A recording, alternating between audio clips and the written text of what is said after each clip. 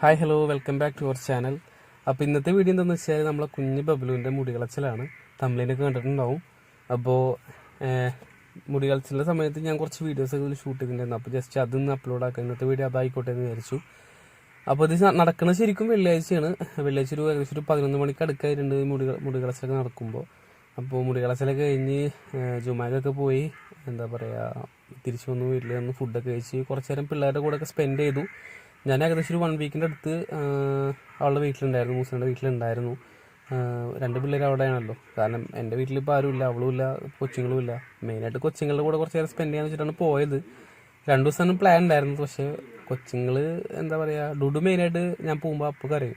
അപ്പോൾ ഡുഡുവിൻ്റെ കാരണമാണ് അവിടെ മെയിനായിട്ട് നിന്നതും.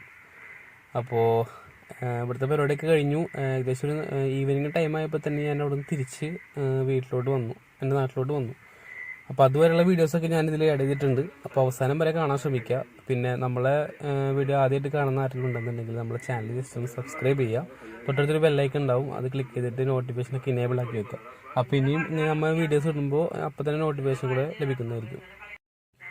പിന്നെ ബബിൾ നല്ല കരച്ചിലായിരുന്നു. ശരിക്കും പറഞ്ഞാൽ ഞാനാണ് മുടി കളയുമ്പോൾ ഇങ്ങനെ പിടിച്ചു കൊടുക്കണ്ടാക്കിയത്. പക്ഷെ എനിക്ക് നല്ല പേടിയുണ്ടായിരുന്നു.